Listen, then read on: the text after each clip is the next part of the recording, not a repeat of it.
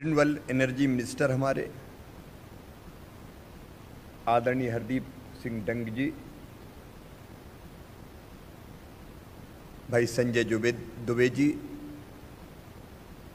जिस डिपार्टमेंट के पीएस हैं, आदरणीय सुनील गुप्ता जी,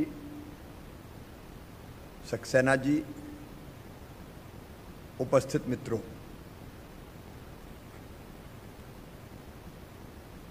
क्लाइमेट चेंज के दुष्परिणाम आज पूरी दुनिया के सामने है।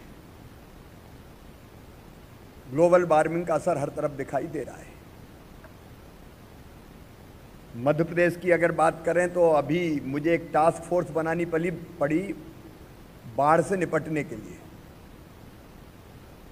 क्योंकि कुछ जिलों में इतनी बारिश हुई कि जल प्रलय आ गया, गांव और शहर डूब गए। लोगों को लगभग 32,000 हमारे लोग ऐसे थे जिनको हमने फ्लड इफेक्टेड एरिया से रेस्क्यू किया, निकाला, कई को एयरलिफ्ट किया। लेकिन इसी समय मध्य प्रदेश में एक दूसरे संकट का मैं सामना कर रहा हूं, और वो है सूखे का संकट। 17 जिले हमारे कम वर्षा के कारण आज बुरी तरह से सूखे से प्रभावित है। और हालत यह कि कई जगह सूखा घोषित करो की मांग हो रही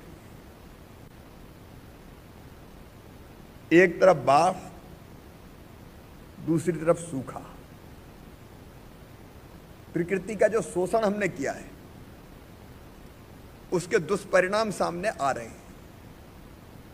देखिए, भारत अत्यंत प्राचीन और महान राष्ट्र है। आज नहीं, हजारों साल पहले हमने कहा था, हमारे ऋषियों ने, प्रकृति का शोषण मत करो, प्रकृति का दोहन करो। शोषण और दोहन में अंतर है। आम के पेड़ में अगर फल लगे हैं तो फल तोड़ के खा लो, इसको कहते हैं दोहन। लेकिन कुल्हाड़ी लेके आम के पेड़ को ही काट दो तो इसको कहेंगे शोषण। प्रकृति से उतना ले लो, धरती से उतना ले लो जिसकी पूर्ति वो अपने आप कर सके स्वाभाविक रूप से, लेकिन वो हमने नहीं किया। दुनिया भर के देशों ने, विशेषकर समृद्ध और विकसित देशों ने, भौतिक प्रगति की चाह में धरती को खोद डाला, खनिज निकाल लिए, हम पानी निकाल रहे हैं, हम कोयला निकाल रहे हैं, अलग अलग तरह के खनिज निकाल रहे हैं, जंगलों का विनाश कर रहे हैं, तो उसके दुष्परिणाम सामने आ रहे हैं। लेकिन उससे अगर निपटना है, मैं उसके विस्तार में नहीं जा रहा, तो कार्बन गैसों का उत्सर्जन रोकने के उपाय हमको बड़े प्रभावी ढंग से करने पड़ेंगे। मैं रोज एक पेड़ लगाता हूं, और पेड़ लगाना भी भगवान की पूजा मानता हूं, क्योंकि वो जीवित ऑक्सीजन प्लांट है। अब बिजली आज की जरूरत है। रहीम जी ने कभी कहा था, रहीमन पानी राखिए, मैं कहता हूं रहीमन बिजली राखिए, बिन बिजली सब सून। तो बिजली तो हमको चाहिए, लेकिन कैसी बिजली चाहिए? क्योंकि ऊर्जा के बिना तो दुनिया चल नहीं सकती। उसके विस्तार में जाने की जरूरत नहीं है कि बिजली ना हो तो फिर क्या हो। लेकिन थर्मल पावर प्लांट कार्बन गैसों का उत्सर्जन करते हैं। कोल माइंस को ओपन करना तो वृक्ष काटे जाते हैं, कोयला निकालना पड़ता है, फिर वो भी तो सीमित है, असीमित नहीं है। और इसलिए बिजली चाहिए, सही है, लेकिन सबसे आदर्श तरीका है सूरज से बिजली ले लेना। सोलर एनर्जी, सौर ऊर्जा, ये अक्षय ऊर्जा है जो कभी खत्म नहीं होती। कोयला भी खत्म हो जाता है कई बार, पानी का भी अगर हम हाइडल लगाएं तो उसमें भी पानी की, अब हमारे हाइडल पावर प्लांट चल ही नहीं रहे क्योंकि नर्मदा जी खाली है। लेकिन सूरज कभी कभार बादलों से ढकता है, बाकी मध्य प्रदेश की धरती पे 300 दिन चमकता है। वो हमें ऊर्जा दे रहा है। जरूरत है कि उस ऊर्जा को हम प्लांट लगा के, टेक्नोलॉजी का इस्तेमाल करके ठीक ढंग से घरों, कारखानों और खेतों में पहुंचा पाए। इसलिए मैं व्यक्तिगत रूप से भी मानता हूं कि सोलर एनर्जी क्लीन और ग्रीन एनर्जी है, ये पर्यावरण बचाती है, ये धरती को सुरक्षित रखती है, ये आने वाली पीढ़ियों के लिए भी धरती को सुरक्षित कर रही है। और इसलिए आज जहां निवेशक बैठे हैं तो वो केवल धन कमाने वाला नहीं मानता मैं, वो पर्यावरण की रक्षा में भी बहुत महत्वपूर्ण रोल प्ले कर रहे हैं। मैं उनका स्वागत करता हूं मध्य प्रदेश की धरती पर, मैं उनका अभिनंदन करता हूं।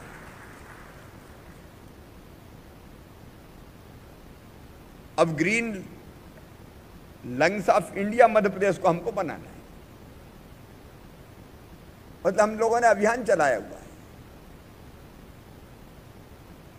सूरज की ऊर्जा का भरपूर दोहन, क्योंकि वो तो है, उससे कोई नुकसान नहीं होता। इसलिए मध्य प्रदेश ऐसा राज्य है जिसने पहले एशिया का सबसे बड़ा सोलर पावर प्लांट नीमच में ही लगाया था, 135 मेगावाट का। मोदी जी तब गुजरात के मुख्यमंत्री हुआ करते थे, मैं उनको उद्घाटन के लिए लाया था। इसके बाद रीवा का आपने देखा, आदर्श सोलर पावर प्लांट। अब दिल्ली में मेट्रो रेल अगर चल रही तो मध्य प्रदेश की बिजली से चल रही है। रीवा पावर प्रदान कर रहा है, रीवा सोलर पावर प्लांट से जा रही है। और आज जो अलग अलग 3 स्थानों पर, मैं परियोजना के बारे में इसलिए नहीं बता रहा कि रिपीटेशन हो जाएगा, अब संजय ने भी बताया, हरदीप जी ने भी बताया, लेकिन पहले दूर की कौड़ी थी सोलर एनर्जी। शुरू में तो मैं भी चिंतित था कि रेट आते थे 14 रुपया, 15 रुपया, लगता था कि इतनी महंगी बिजली है। लेकिन अब धीरे धीरे आप देखिए, जैसे जैसे टेक्नोलॉजी आती गई, 2 रुपया 14 पैसे, ये शायद अब तक का सबसे कम रेट आया है, और भविष्य में और गुंजाइश है। इसलिए यहां अगर हम निवेश कर रहे हैं तो हम बिजली की कमी को तो पूरा करेंगे ही, लेकिन हम पर्यावरण की रक्षा भी करने का महान काम कर रहे हैं। मैं सभी निवेशक मित्रों को बधाई देता हूं। देखिए, मध्य प्रदेश बहुत अच्छा राज्य है, बहुत अच्छा राज्य है, निवेश के लिए सर्वथा उपयुक्त। और सोलर एनर्जी के लिए तो इसलिए कि 300 दिन सूरज यहां चमकता है, जमीन की हमारे पास कमी नहीं है। अब ये 3 के अलावा भी छतरपुर की तैयारी है, मुरैना की तैयारी है। हम धरती पे तो सोलर पैनल बिछाएंगे ही, हम तो पानी पे भी सोलर पैनल बिछाएंगे। ओंकारेश्वर हमारा डैम है, जहां पानी का लेवल बहुत ज्यादा ऊपर नीचे नहीं होता, इसलिए फ्लोटिंग सोलर पावर प्लांट हम लोग ओंकारेश्वर में लगा रहे हैं। पथरीली और बंजर जमीन का भी उपयोग कर रहे हैं। यहाँ छोटे छोटे इन्वेस्टर 1 मेगावाट 2, 4, 5 मेगावाट का जमीनें खरीद के भी लगा रहे हैं। बड़े सोलर पावर प्लांट भी आ रहे हैं। हम हर संभव सुविधा, क्यों इन्वेस्टर है तो हमारा मित्र है, हम उसको केवल धन कमाने वाला नहीं मानते, उससे हमारे रिश्ते आत्मीय होते हैं। हम हर संभव सहयोग करते हैं। मैंने आपको बताया कि जमीन है, स्किल्ड मैन पावर है, अच्छी टीम है, सिंगल टेबल है। विंडो नहीं कहता मैं, एक टेबल पे ही बैठ के सब चीजें, अगर कोई समस्या आती तो उसका समाधान करते हैं। और मध्य प्रदेश ऐसा राज्य है कि देश या दुनिया से जो यहां आता है वो जैसे दूध में शक्कर घुल के एक हो जाती है, वैसे ही वो मध्य प्रदेश की जनता से मिलके एक मेक हो जाता है। कोई दिक्कत यहां नहीं आती। और हम कई अभिनव प्रयोग कर रहे हैं। अब सांची हमारी सिटी पूरी तरह से ग्रीन सिटी होगी। वहां जितनी भी बिजली की आवश्यकता होगी केवल सोलर एनर्जी का उपयोग करेंगे। हम सोलर विलेज बनाने की दिशा में आगे बढ़ रहे हैं। कुसुम सी जैसी योजना हरदीप बता रहे थे, किसानों के लिए लेके आ रहे हैं ताकि वो अपना सोलर पावर प्लांट लगा सके,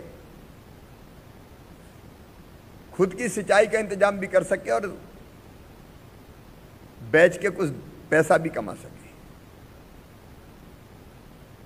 हमारी नीति इन्वेस्टर फ्रेंडली है, जिसके बारे में आप विस्तार से जानते हैं। और इसलिए देश से भी दुनिया से भी अबू धाबी से मित्र आए हैं। आपका स्वागत है, आप हमारे मेहमान हैं और मेहमान जो हमारा होता है वो जान से प्यारा होता है। यह हमारी परंपरा है। तान्या जैसी बेटी, मुझे बहुत खुशी हुई। अभी यंग इन्वेस्टर हैं, सब ऊर्जा उत्साह से भरे हुए हैं। मैं आपका स्वागत करता हूं और मध्य प्रदेश में कोई दिक्कत नहीं है। अब मैं तो कह रहा हूं कि सोलर पैनल और क्या क्या बनते हैं यही बनाओ भाई। देखिए मध्य प्रदेश लॉजिस्टिक हब भी है। पूरा पश्चिम उत्तर दक्षिण कहीं अगर भेजना तो यही बनाओ ना। आप मध्य प्रदेश में भी लगाओ और आसपास भी ले जाओ, कनेक्टिविटी बेहतर है। और इसलिए इस निवेश का तो मैं स्वागत करता ही हूं। आगे के लिए भी आपको मैं निमंत्रण देता हूं। सोलर के क्षेत्र में आइए, सोलर पैनल बनाने के निर्माण के क्षेत्र में आइए, और अगर मर्जी हो तो बाकी भी हमारी इन्वेस्टमेंट पॉलिसीज देख लीजिए। आपका मध्य प्रदेश में स्वागत है। बहुत अच्छा राज्य है, 3 वर्ल्ड हेरिटेज है यहाँ। सांची, भीमबेटका, खजुराहो, अनेकों नेशनल पार्क है। और नेशनल पार्क भी हमारे ऐसे हैं कि कई बार टाइगर से हैंडशेक करने का मौका आ जाता है। इस अच्छे राज्य में मैं आपका हृदय से स्वागत करता हूं। बहुत बहुत धन्यवाद।